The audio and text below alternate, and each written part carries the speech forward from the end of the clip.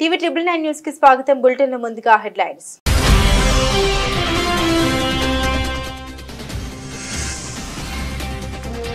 Donald Trump నిర్ణయాలపై అమెరికాలో పెద్ద ఎత్తున నిరసనలు. ట్రంప్ తో పాటు బిలియనియర్ మస్క్ చర్యలపై మండిపడుతున్న అమెరికన్లు.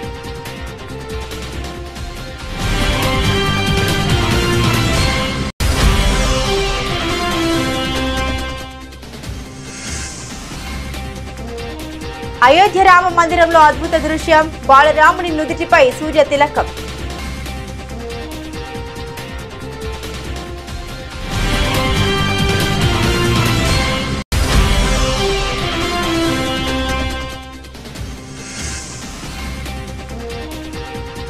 కార్యకర్తలే మా పార్టీకి వెన్నెముక. బీజేపీ వ్యవస్థాపక దినోత్సవంలో ప్రధాని.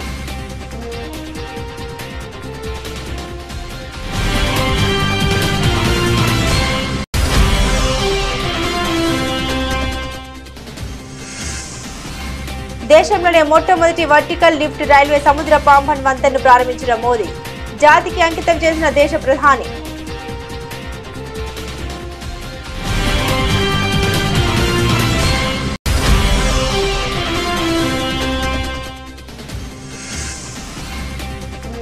భద్రాచల పుణ్యక్షేత్రంలో వైభవంగా శ్రీరామనవమి వేడుకలు. కన్నుల పండుగగా జరిగిన శ్రీ సీతారాముల వారి కళ్యాణం.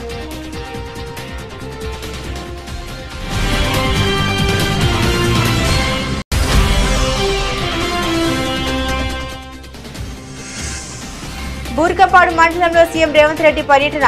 సారపాకకు చెందిన సన్నబియ్యం లబ్ధిదారుడి ఇంట్లో భోజనం చేసిన ముఖ్యమంత్రి.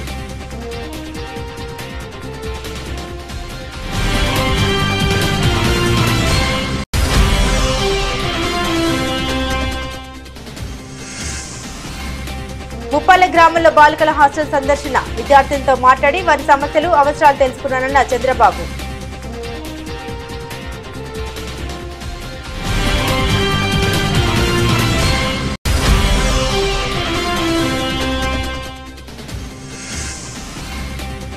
హెచ్సియు వ్యవహారంపై స్పందించిన మాజీ ముఖ్యమంత్రి కేసీఆర్.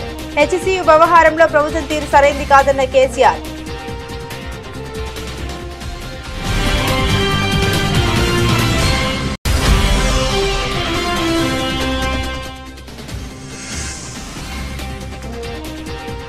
అమరావతి టెండర్లలో కూటమి సర్కార్ భారీ దోపిడీ. ప్రభుత్వంపై మాజీ ఎమ్మెల్యే టీజీఆర్ సుధాకర్ బాబు ధ్వజం.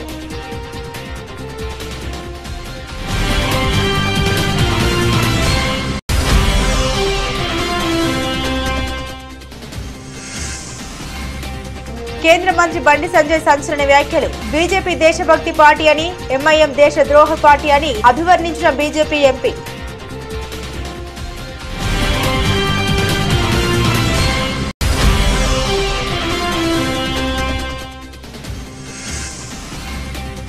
ఆర్చర్ దెబ్బకు పంజాబ్ కింగ్స్ విలవిల. రాజస్థాన్ అద్వితీయ విజయం.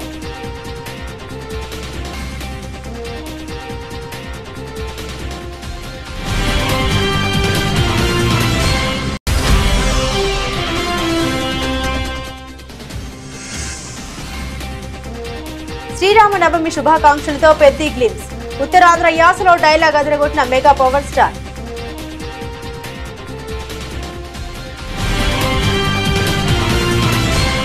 అమెరికా అధ్యక్షుడు డొనాల్డ్ ట్రంప్ అనూహ్య నిర్ణయాలపై ఆ దేశంలో పెద్ద ఎత్తున నిరసన వెల్లువెత్తుతున్నాయి. ప్రభుత్వ సంస్థల్లో ఉద్యోగాల కోత, ఆర్థిక వ్యవస్థపై పడుతున్న ప్రభావం, మానవ హక్కులు, ఇతర అంశాలపై ట్రంప్ తో పాటు బిలియనియర్ మస్క్ చర్యలపై అమెరికన్లు మండిపడుతున్నారు. ట్రంప్ తీరును వ్యతిరేకిస్తూ శనివారం వేల మంది నిరసనకారులు నార్త్ కరోలినాలోని షార్లెట్, మసాచుసెట్స్ లోని బోస్టన్, వాషింగ్టన్ డీసీ సహా పలు చోట్ల భారీ నిరసన చేపట్టారు.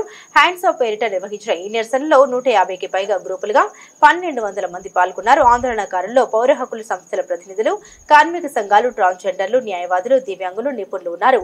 ట్రంప్ ప్రభుత్వ నిర్ణయాలు సరిగా లేవని, ప్రజల అవసరాలతో పని లేకుండా వ్యవహరిస్తోందని నిరసనకారులు మండిపడ్డారు. ట్రంప్ ప్రభుత్వం సరైన దిశలో నడవట్లేదని, భారీగా ఉద్యోగాల కోత వల్ల అమెరికాలో సేవలు వనరులపై తీవ్ర ప్రభావం పడుతుందని ఆందోళన వ్యక్తం చేశారు. విద్య, సామాజిక భద్రత, మెడికేర్, మాజీ సైనికుల హక్కులు ఇలా ప్రతి ఒక్కటి సవ్యంగా లేవని మండిపడ్డారు.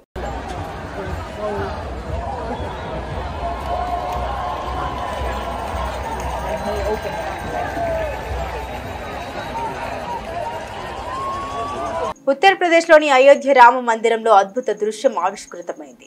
ఆలయంలోని బాలరాముడి నుదుటిపై సూర్య తిలకం పడింది. బాలరాముడి నుదుటిపై సూర్య తిలకం కనిపించగానే భక్తజనం పరవశించిపోయారు. రామనామ స్మరణతో ఆలయ ప్రాంగణాన్ని హోరెత్తించారు. కాగా శ్రీరామ నవమిని పురస్కరించుకుని అయోధ్య రామ మందిరంలో వేడుకలు అంబరాన్నంటాయి. అయోధ్య రామాలయంలో శ్రీరాముడి విగ్రహ ప్రాణ ప్రతిష్ఠ జరిగిన తర్వాత వచ్చిన రెండవ శ్రీరామ నవమి ఇది. శ్రీరామ నవమి సందర్భంగా స్వామి దర్శనం కోసం దేశ విదేశాల నుండి భక్తులు పోటెత్తారు. దాంతో ఇవాళ ఉదయం నుండి అయోధ్య రామాలయం భక్తులతో కిటకిటలాడుతుంది.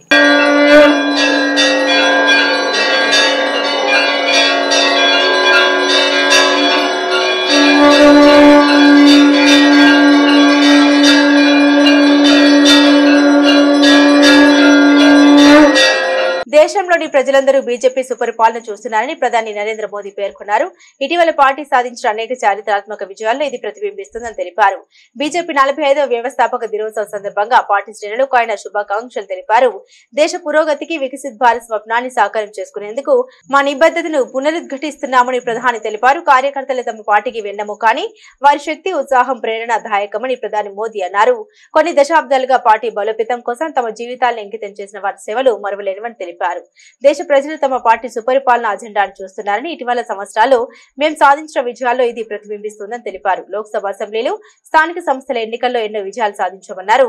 సమాజ సర్వతోముఖాభివృద్ధి దిశగా తమ ప్రభుత్వాలు సేవ చేస్తూ ఉంటాయని ప్రధాని ట్వీట్ చేశారు. కాగా బీజేపీని 1980లో స్థాపించారు. 1984లో జరిగిన ఎన్నికల్లో ఆ పార్టీ కేవలం 2 లోక్సభ స్థానాలను మాత్రమే గెలుచుకుంది. అయితే ఆ తర్వాత అటల్ బిహారీ వాజ్పేయి, ఎల్కే అద్వానీల నాయకత్వంలో అంచెలంచెలుగా ఎదిగింది. ఆ విధంగా 1990లో మిత్రపక్షాలతో కలిసి అధికారంలోకి వచ్చింది. అనంతరం 2014 నుండి ప్రధాని మోదీ నేతృత్వంలో వరుసగా 3వసారి కేంద్రంలో కొలువుదీరింది. కాగా పార్టీ వ్యవస్థాపక దినోత్సవం సందర్భంగా బీజేపీ అధ్యక్షుడు జేపీ నడ్డా, కేంద్ర మంత్రి అమిత్ షా సైతం శ్రేణులకు శుభాకాంక్షలు తెలిపారు. దేశంలోనే మొట్టమొదటి వర్టికల్ లిఫ్ట్ రైల్వే సముద్ర వంతెన పాంబన్ బ్రిడ్జిని ప్రధాని నరేంద్ర మోదీ ఆదివారం ప్రారంభించారు.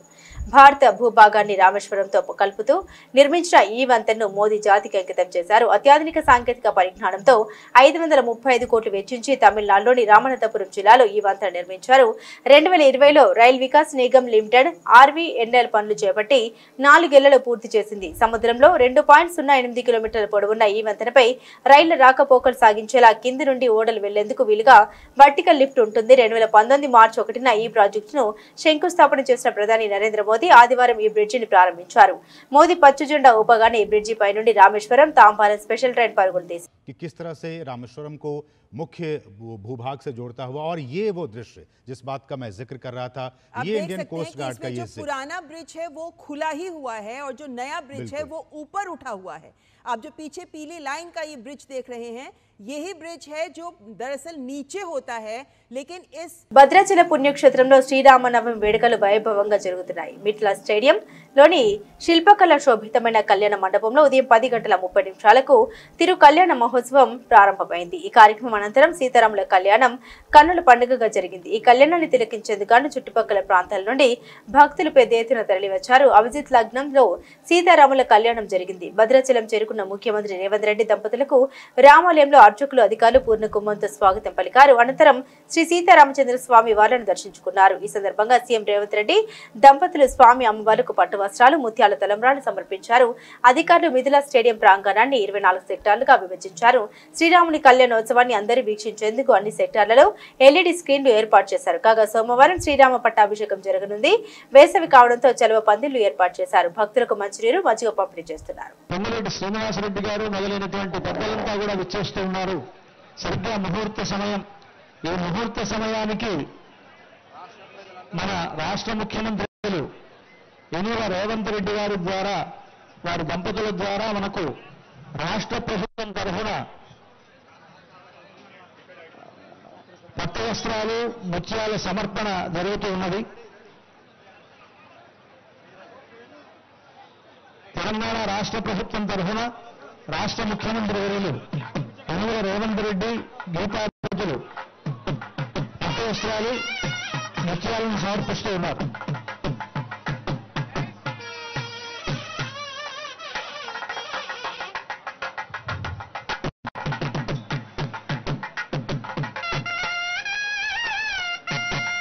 అలాగే తిరుమల తిరుపతి దేవస్థానముల తరఫున దేవస్థానం చైర్మన్ గారు సీఎం రేవంత్ రెడ్డి బూర్గంపాడు మండలం సారపాకకు చెందిన బూరం శ్రీనివాసరావు అనే సన్నబియ్యం లబ్ధిదారుడి ఇంట్లో భోజనం చేశారు.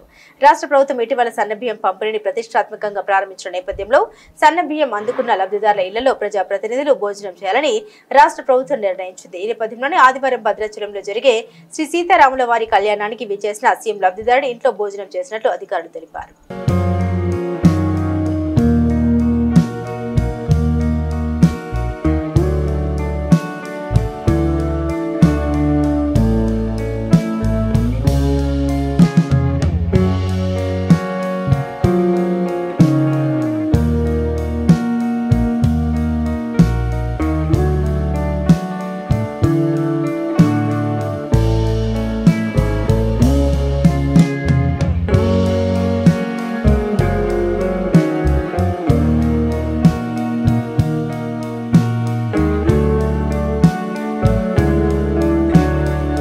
ఏపీ ముఖ్యమంత్రి చంద్రబాబు ముప్పాళ్ల గ్రామంలోని బాలికల హాస్టల్ను కూడా సందర్శించారు. తన పర్యటన గురించి చంద్రబాబు సోషల్ మీడియాలో స్పందించారు. ముప్పాళ్ల గ్రామంలోని బాలికల గురుకుల సంక్షేమ వసతి గృహాన్ని, అక్కడి పాఠశాలను సందర్శించారు. విద్యా అభ్యాసానికి అనుకూలమైన సౌకర్యవంతమైన వాతావరణాన్ని అక్కడ కల్పించిన అధికారులకు అభినందన తెలియజేస్తున్నాను. హాస్టల్ విద్యార్థులతో మాట్లాడి వారి ఆలోచన, అవసరాలు తెలుసుకున్నారన్నారు. విద్యార్థినితో సంభాషణ ఎంతో ఉత్సాహంగా సాగింది. భవిష్యత్తు పట్ల వారి ఆలోచన చూసి నాకు ఎంతో ముచ్చటేసింది. హాస్టల్ కిచెన్, డైనింగ్ హాల్ ను పరిశీలించాను. సరుకుల నాణ్యతను పరిశీలించాను. భోజనం రుచిగా నాణ్యతతో అందిస్తున్నారా, ప్రభుత్వం నిర్దేశించిన మెనూ ప్రకారం అల్పాహారం భోజనం ఇస్తున్నారా లేదా అని అడిగి తెలుసుకున్నాను. వారు చెప్పిన సమాధానాలు సంతృప్తిని కలిగించాయి. బాగా చదువుకోవాలని, చదువు మాత్రమే జీవితాన్ని మార్చుతుందని వారికి తెలిపారు. వారికి నా ఆశీస్సులు అందించారని చంద్రబాబు వివరించారు. ఏంటా నువ్వేనా ఇక్కడ ఫుడ్ చేసేదివేనా? నీ పేరేంటా? ఆది. అన్ని మెషిన్స్ వచ్చాయా? ఇవన్నీ కూడా వెజల్స్ అన్ని, కుకింగ్ అంతా ఆటోమేటిక్గా కదా? ఇందులోనే చేస్తావు.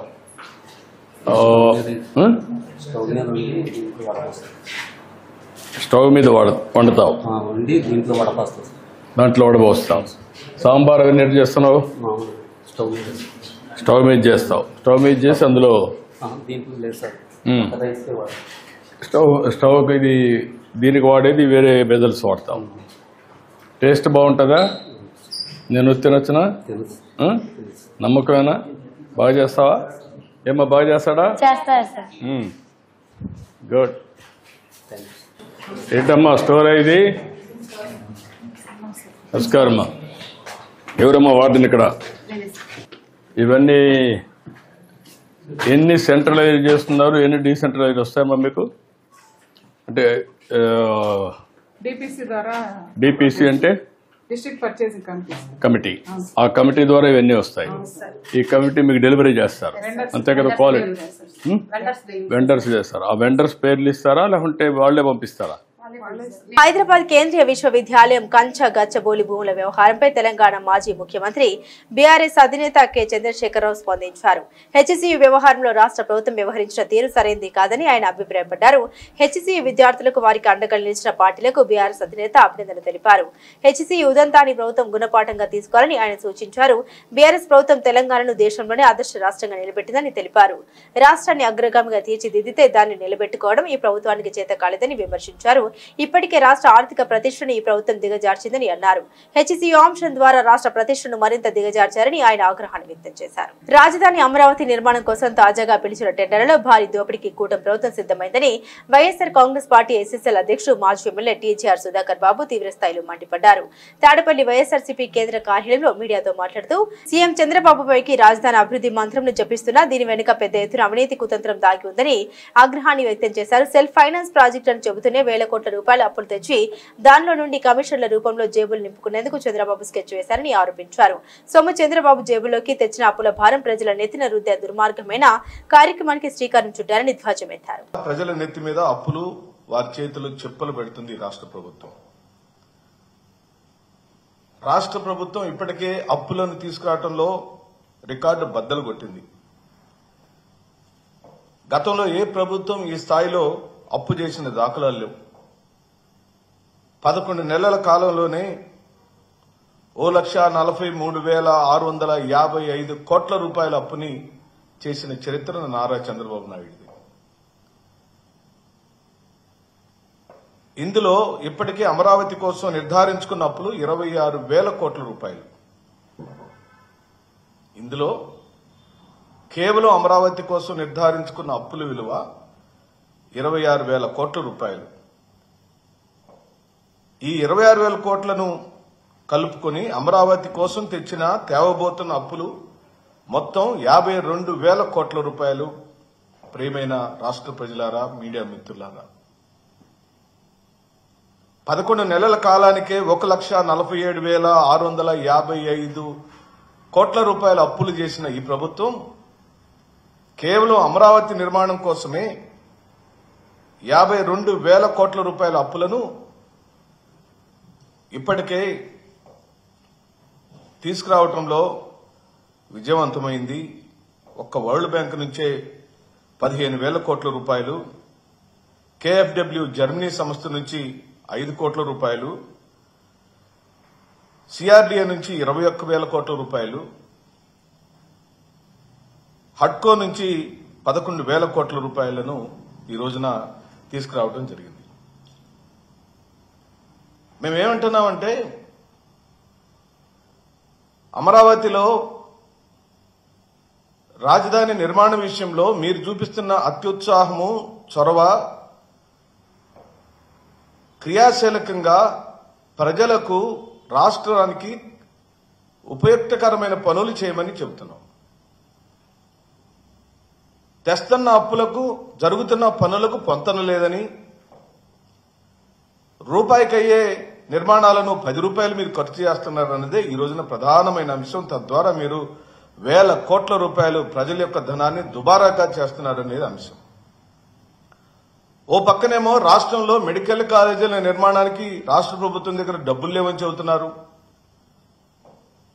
ఇప్పటికే నిర్మాణంలో ఉన్న పోర్టు నిర్మాణాలను ముగించడానికి డబ్బులు లేవని చెబుతున్నారు.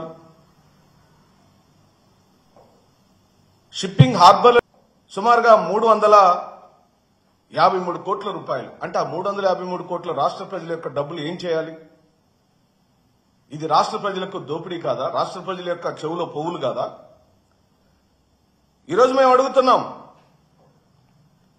అడిగేవాడు లేడని, మీ దుర్మార్గాలను, దోపిడీలను ప్రశ్నించేవాడు లేడని విచ్చలవిడితనంగా, నిరంకుశత్వంగా ప్రజలను భయభ్రాంతులు చేయటం, పోలీసు కేసులు పెట్టడం, ఊరిలో నుంచి తరిమివేయటం అనే సంస్కృతి, సాంప్రదాయాలకు తెరలేపిన తెలుగుదేశం పార్టీ ప్రభుత్వం ఈ రోజున నిస్సిగ్గుగా, ఏ మాత్రం భయం లేకుండా దోపిడీకి పరాకాష్ఠకు చేరింది. కేంద్ర హోంశాఖ సహాయ మంత్రి బండి సంజయ్ సంచలన వ్యాఖ్యలు చేశారు.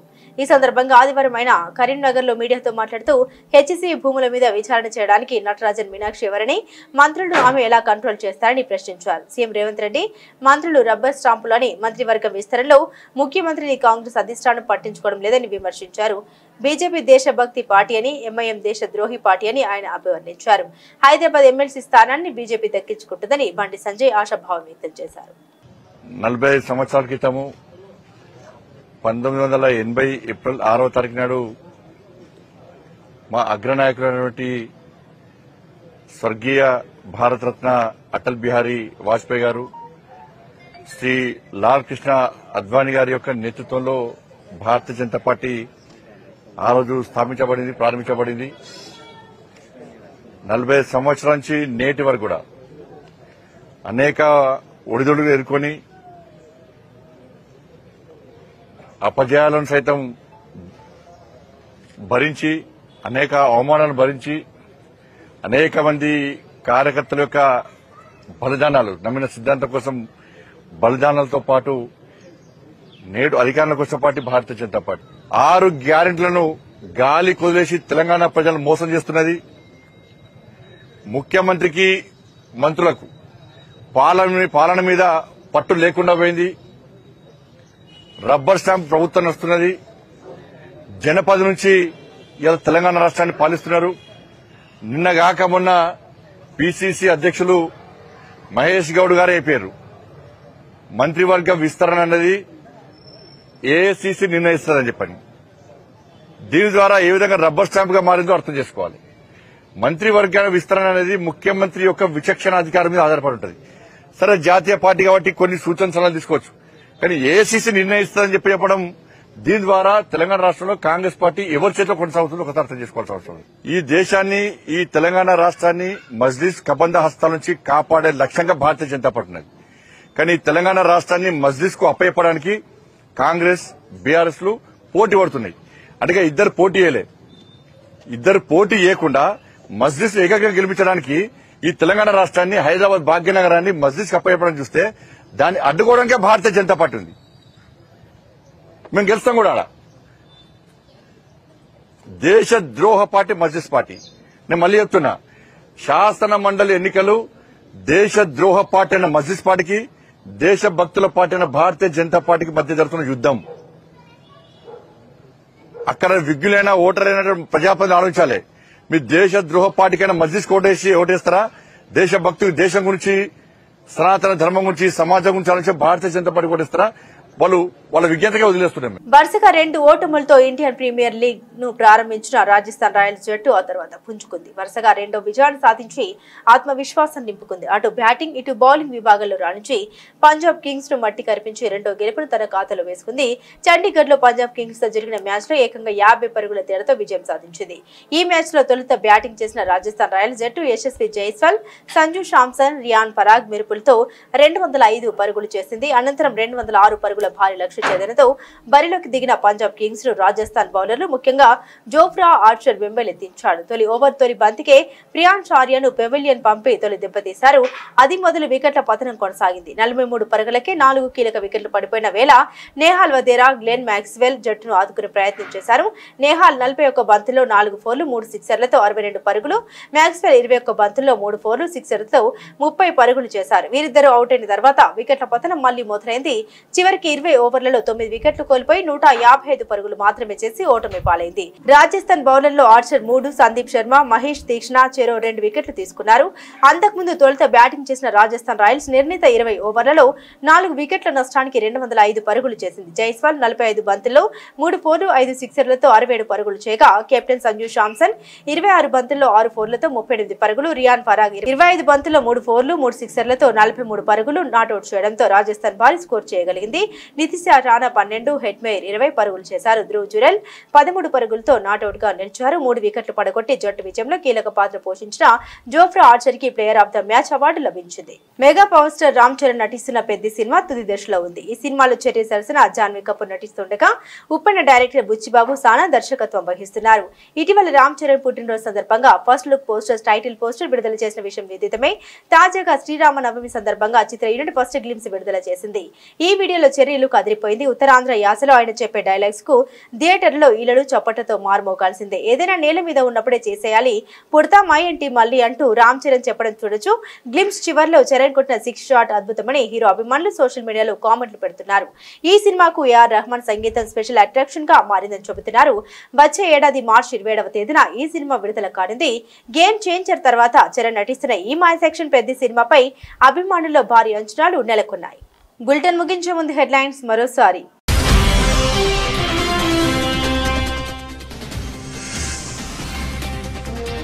డొనాల్డ్ ట్రంప్ నిర్ణయాలపై అమెరికాలో పెద్ద ఎత్తున నిరసనలు.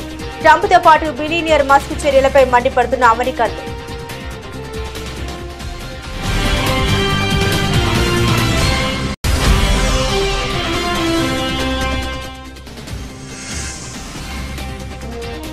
అయోధ్య రామ మందిరంలో అద్భుత దృశ్యం. బాలరాముని నుదిటిపై సూర్య తిలకం.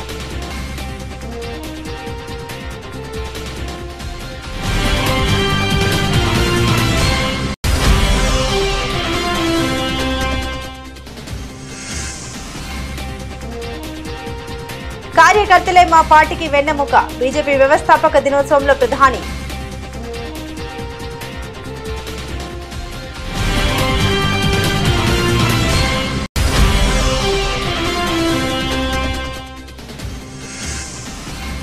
దేశంలోనే మొట్టమొదటి వర్టికల్ లిఫ్ట్ రైల్వే సముద్ర పాంబన్ వంతెనను ప్రారంభించిన మోదీ. జాతికి అంకితం చేసిన దేశ ప్రధాని.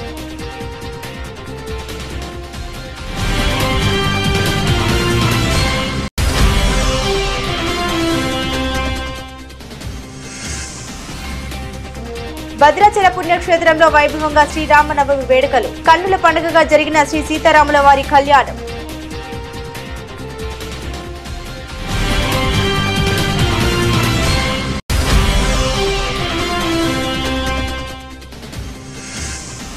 బూర్కపాడు మండలంలో సీఎం రేవంత్ రెడ్డి పర్యటన. సారపాకకు చెందిన సన్నబియ్యం లబ్ధిదారుడి ఇంట్లో భోజనం చేసిన ముఖ్యమంత్రి.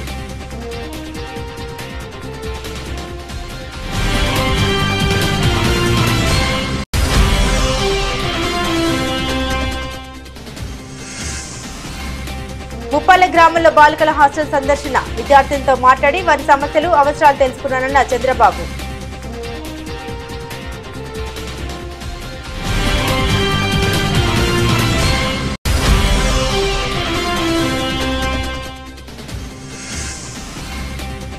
హెచ్సియు వ్యవహారంపై స్పందించిన మాజీ ముఖ్యమంత్రి కేసీఆర్. హెచ్సియు వ్యవహారంలో ప్రభుత్వం తీరు సరైంది కాదన్న కేసీఆర్.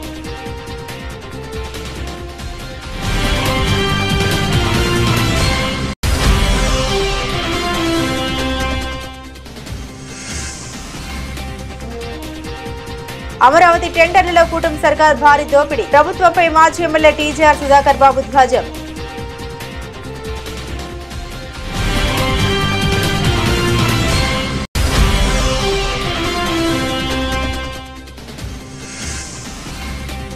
కేంద్ర మంత్రి బండి సంజయ్ సంచలన వ్యాఖ్యలు. బీజేపీ దేశభక్తి పార్టీ అని, ఎంఐఎం దేశ ద్రోహ పార్టీ అని అభివర్ణించిన బీజేపీ ఎంపీ.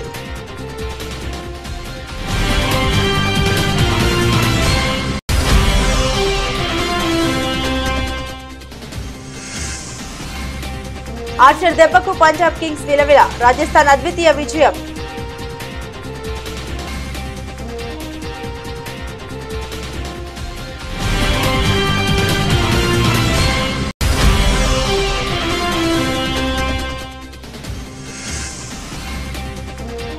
శ్రీరామనవమి శుభాకాంక్షలతో పెద్ద గ్లిమ్స్.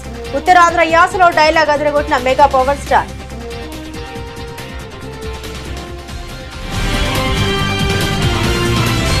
ఇవి బులెటిన్లోని విశేషాలు. తిరిగి మరో బులెటిన్తో మళ్ళీ కలుసుకుందాం. అంతవరకు సెలవు. నమస్కారం.